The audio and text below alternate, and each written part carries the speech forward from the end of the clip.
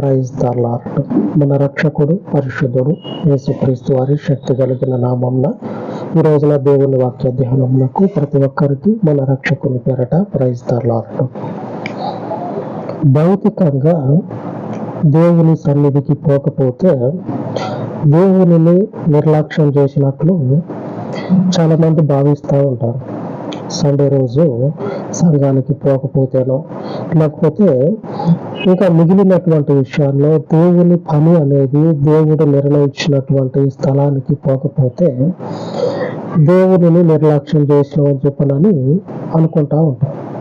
నిజానికి లేఖనం చెప్తా ఉంది, దానికంటే ఆ భౌతికంగా పోయే దానికంటే ఎక్కువగా నిర్లక్ష్యం చేసేది దేని విషయంలో అంటే దేవుడు చెప్పినటువంటి ఆయన యొక్క వాక్యాన్ని గైకొనకపోవటం వల్ల నిర్లక్ష్యం చేసినట్లు లెక్క.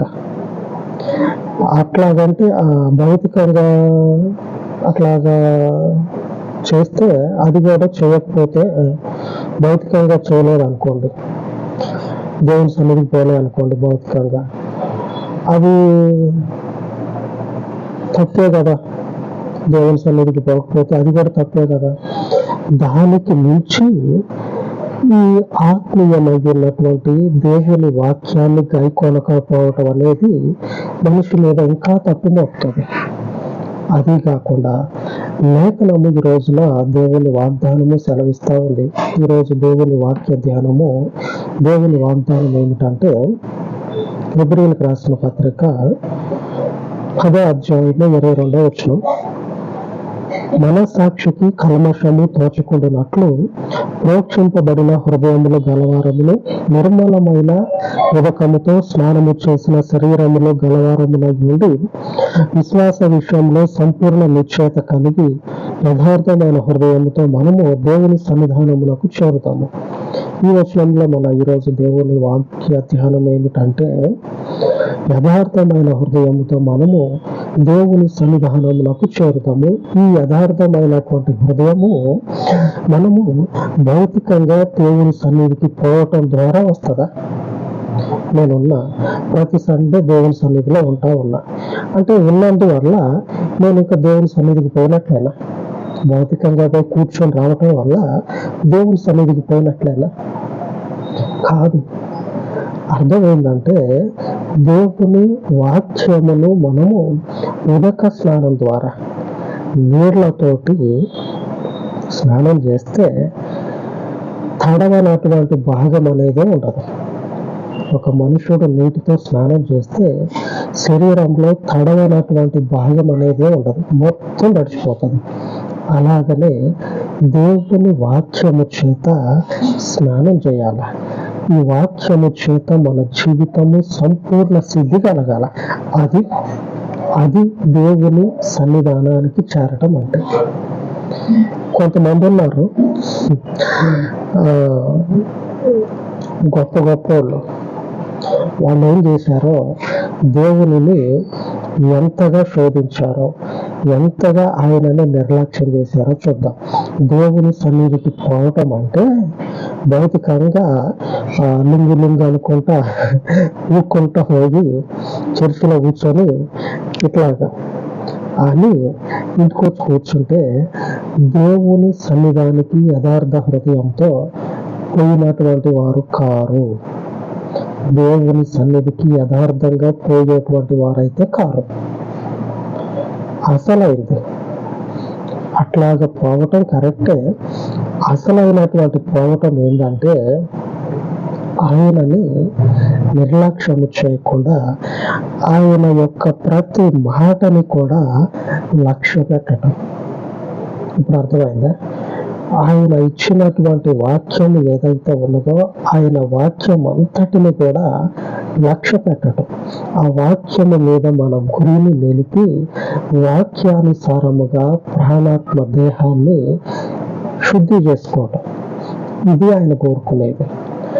దేవుని సంఘానికి పోవటం అనేది దేవుని దృష్టిలో కొద్దిగా దేవుడు మెచ్చేటువంటి విషయం.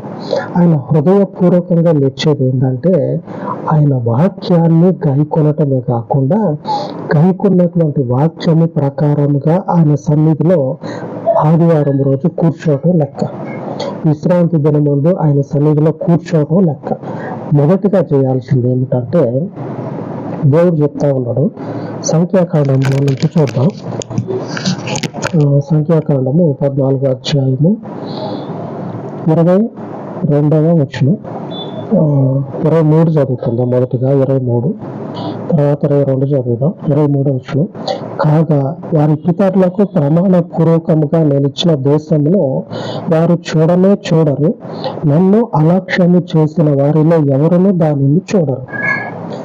నన్ను నిర్లక్ష్యం చేసినటువంటి వారిలో ఎవ్వరు కూడా దేవుని సన్నిధికి చేరరు.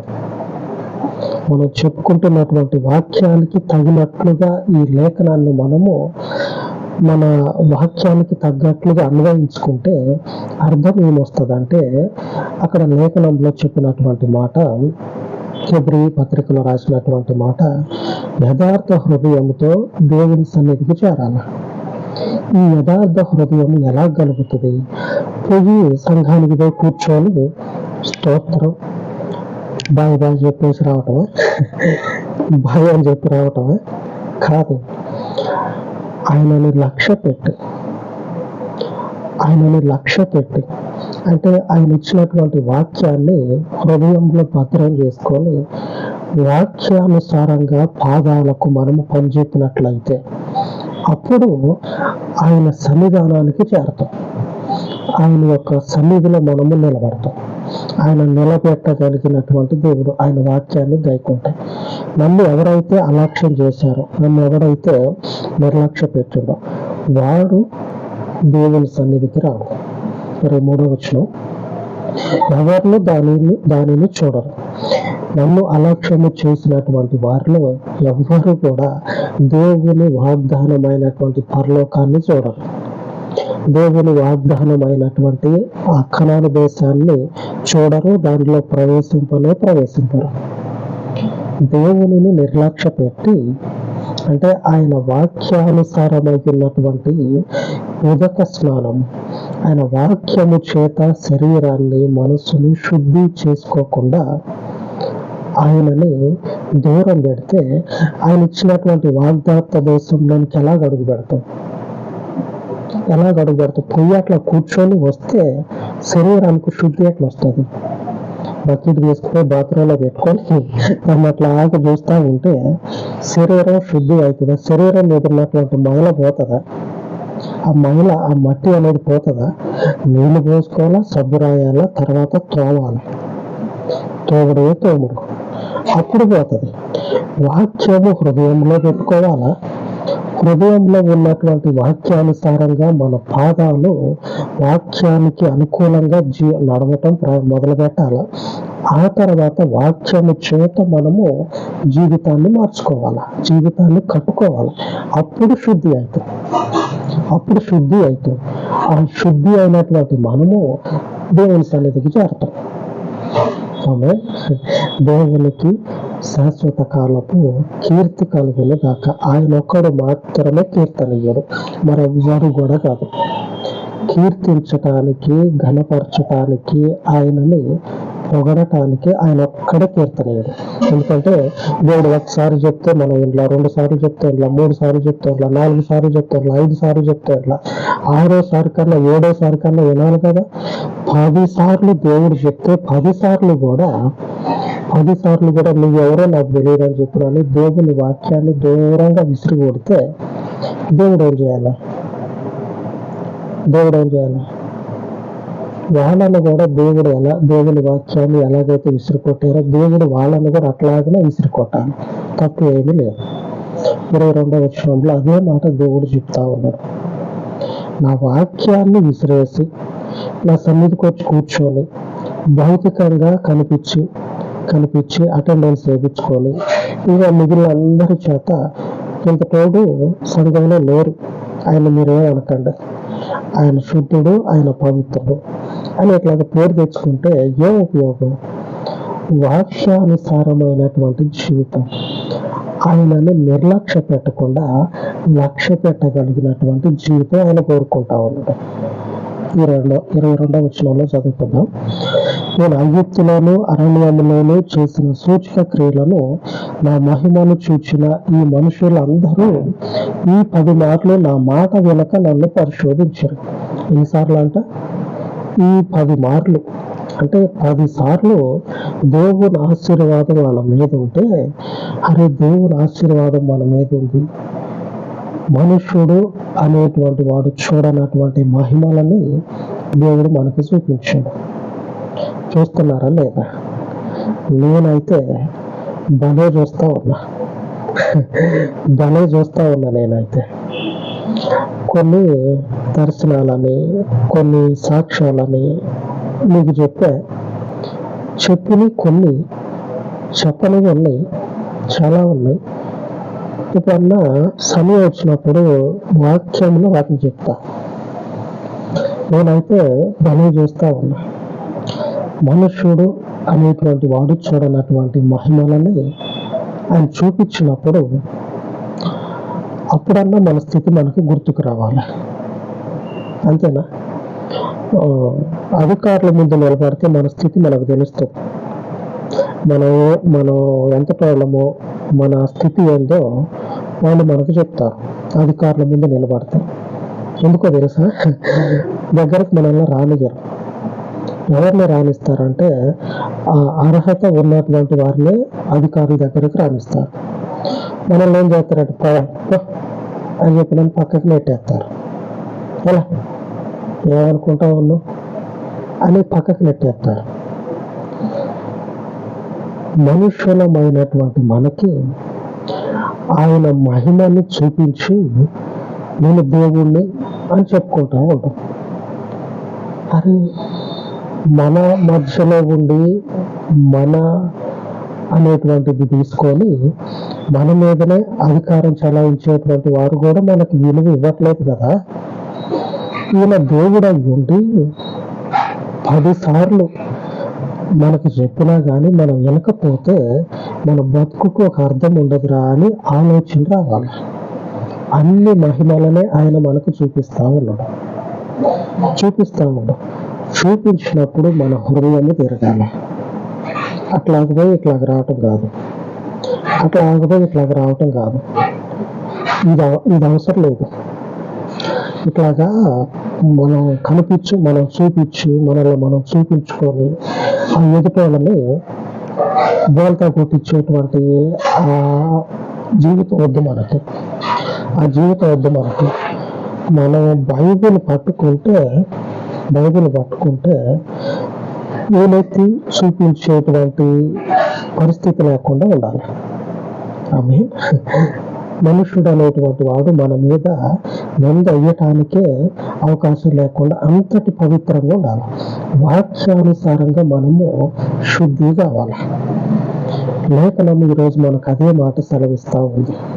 హెబ్రీ పత్రిక 10:22లో రాయబడినటువంటి మాట ప్రకారంగా యథార్థమైనటువంటి హృదయంతో దేవుని సన్నిధానానికి చేరాలి. ఈ యథార్థమైనటువంటి హృదయం ఎలా వస్తుందంటే భౌతికంగా మనల్ని మనము శుద్ధులుగా కనపరుచుకుంటే రాదు. ఆయనని నిర్లక్ష్యము చేయకుండా ఆయన ఇచ్చినటువంటి ప్రతి మాటని కూడా, ఆయన మనకు కనపరుచుచు ఉన్నటువంటి ప్రతి మహిమను కూడా మనము చూసి ఆయన ఇచ్చినటువంటి వాక్యానికి తగ్గట్లుగా మనల్ని మనము మార్చుకోవాలి, తిరగాల. ఆ వాక్యము చేత మనల్ని మనం శుద్ధి చేసుకోవాలి. మన యొక్క శరీరము, మన యొక్క ప్రాణము, మన దేహము, మన జీవితము ఆయన వాక్యము చేత ఉదక స్నానం చేయాలి. ఆ వాక్యము చేత మనల్ని మనము దేవుని యొక్క పరిశుద్ధులముగా మార్చబడాలి. అప్పుడు ఆయన సన్నిధానానికి చేరగలిగే స్థితిని మనం కలిగి ఉంటాం. దేవుడు కోరుకునేది కూడా అదే, దేవునికి కావాల్సింది కూడా అదే. ఆయనను నిర్లక్ష్య పెడతా ఉన్నారంటే ఎలాగంటే ఆయన ఇచ్చినటువంటి వాక్యాన్ని గాయకొనకుండా, ఆయన చూపుతున్నటువంటి వాక్యపు క్రియలని, ఆయన ఇచ్చినటువంటి వాగ్దానము నెరవేరిన తర్వాత ఆ క్రియలు ఉంటాయి కదా, ఆ వాగ్దానపు ఫలం ఉంటుంది కదా, దానిని చూసి కూడా వాటిని చూసి కూడా తిరగనటువంటి వాళ్ళు ఉన్నారంట దేవుని వైపుగా. దేవుడు అదే వద్దంటావు అన్నాడు. అట్టి నిర్లక్ష్యం చేసేటువంటి మనుషుల్లో దేవుడు ఆయన సన్నిధికి కాదు కదా, కనీసము ఆయన వాగ్దానం చేసినటువంటి ఆ స్థలానికి కూడా నేను రానివ్వని అని చెప్తా ఉన్నాడు. ఆ స్థితిని ఏ మాత్రం కూడా మనం కలిగి ఉండొద్దు. నిర్లక్ష్యము చేసేటువంటి స్థితి మనకొద్దే వద్దు. ఆయనని మనం అనుసరిద్దాం. ఆయన యొక్క వాక్యాన్ని లక్ష్యం చేసి అలాగ ప్రార్థించుకుందాం. మహోన్నతుడు అయిన తండ్రి, ఈ ఉదయకాలం మందు మీ సన్నిధిలో ప్రార్థిస్తూ ఉండగా ఈ ప్రార్థన మనవులన్నిటిని కూడా దీవించి ఆశీర్వదించమని మీ కృపకు మీ పరలోకపు కనికరమునకు ప్రార్థిస్తూ ఉండగా, నిన్ను అలక్ష్యము చేసినటువంటి వారిలో ఎవ్వరు కూడా మీ వాగ్దాత దేశంలోనికి అడుగు పెట్టక నశించినటువంటి వారై ఉండగా, అట్టి స్థితిని తండ్రి ఏ మాత్రము కూడా కలిగి ఉండకుండా మీ ప్రజల మీదకి మీ పరలోకపు కృప కటాక్షములను కుమ్మరింపచేసి నిన్ను నిర్లక్ష్య పెట్టేటువంటి స్వభావమును మీ బిడ్డల యొక్క హృదయంలో నుంచి శరీరంలో నుంచి తొలగించి మీ వాక్యము చేత వారిని తండ్రి మీ తట్టుగా తిప్పమని, మీ పవిత్ర శక్తి చేత మీ తట్టుగా వారిని మలపమని ఘనమైనటువంటి మీ నామమునకు పరలోకపు తండ్రి ఈ ప్రార్థన మనవులను ఈ వాక్యమును ప్రతిష్ఠ చేస్తూ ఉండగా మీ కృపలో ఈ యొక్క వాక్యమును మీరు కట్టి ఫలింపచేసి అనేకుల హృదయాలను వెలిగించమని, మీ తట్టుగా తిరిగేటువంటి మనస్సును వారికి కలగచ్చేయమని మా రక్షకుడైన యేసుక్రీస్తు మహిమ కలిగిన నామములో ప్రార్థించి వేడుకొనుచున్నాను తండ్రి. ఆమేన్, ఆమేన్. మన పరిశుద్ధుడైన దేవుని కృప మనకు తోడై ఉండును గాక. ఆమేన్, ఆమేన్.